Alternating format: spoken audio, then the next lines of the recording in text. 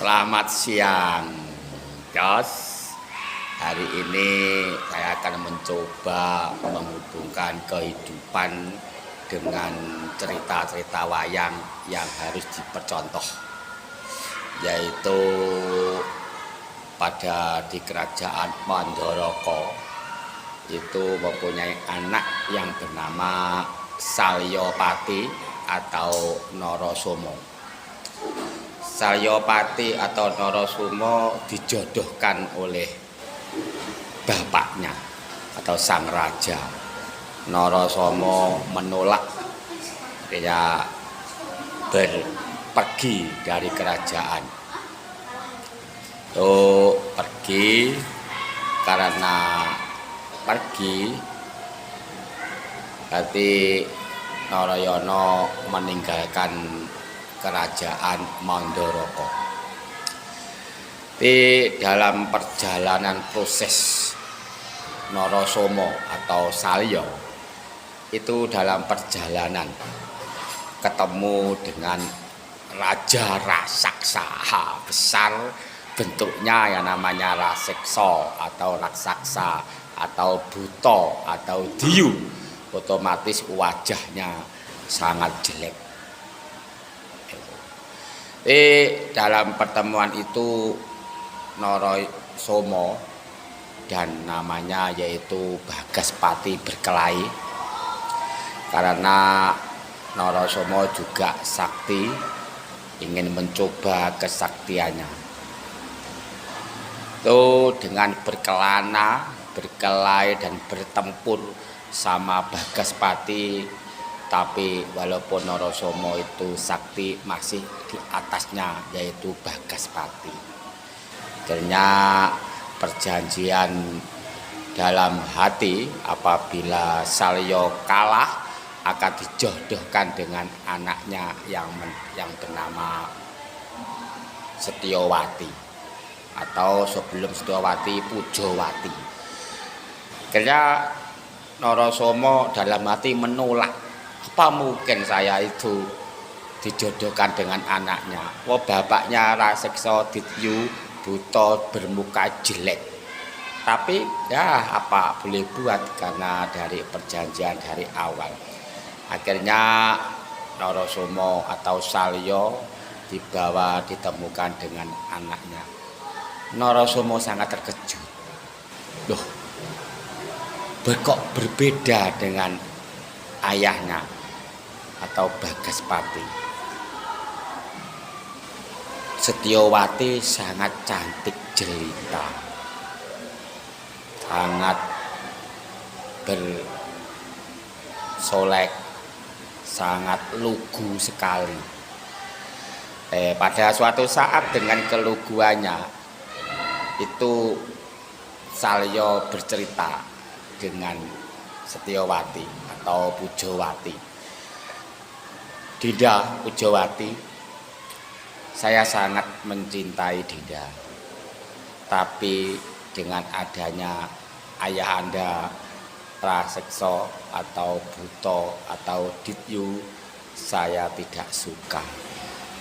Karena dengan keluguannya Setyowati itu diceritakan sama ayahanda yaitu Bagaspati.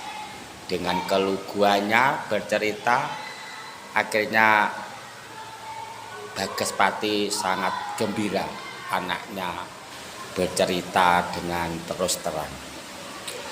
Akhirnya Pujawati ditanya, kamu milih mana antara saya dengan suami? Pujawati langsung menjawab, saya milih Kang Mas Salya atau suami saya. Oh iya, tapi syaratnya mudah. Salya harus bisa membunuh saya. Apa mungkin?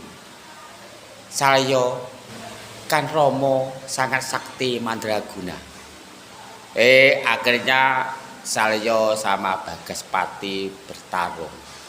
Tetapi Bagaspati karena sudah tahu kecintaannya Salya sama anaknya, akhirnya keilmuannya atau kesaktiannya diberikan pada Salya, yaitu dengan punya Aji Condrobirowo.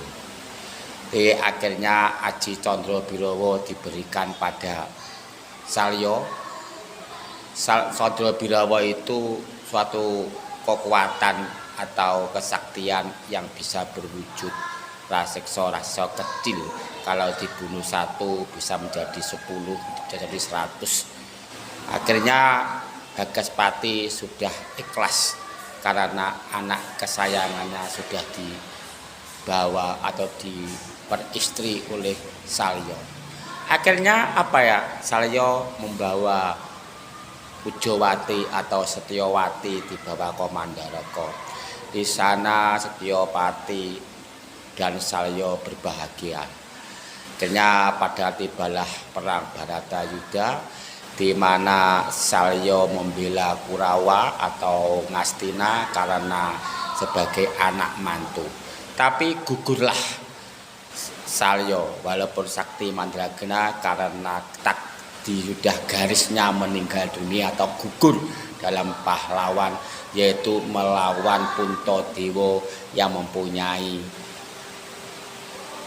pusaka yang namanya yaitu Sahadat ya, atau dikenal dengan Kalima Sada.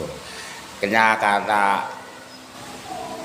meninggal dunia atau gugur, akhirnya Pujawati atau Setyawati mencari suaminya ke Kuruseta, tempat terjadinya suatu pertempuran Baratayuda pihak Kurawa sama Barata, yaitu Pandawa.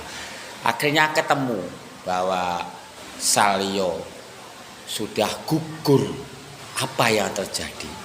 Karena kesetiaannya Setyawati memanah dirinya, akhirnya gugur kedua-duanya dan pembantunya Pujawati atau Setyawati. Itulah bisa diambil kesimpulan bahwa Salya selalu setia pada Setyawati, hanya beristri satu, dan sebaliknya Setyawati seperti namanya setia pada suami, dan kedua-duanya meninggal dengan rasa cinta karena kedua-duanya saling mencintai.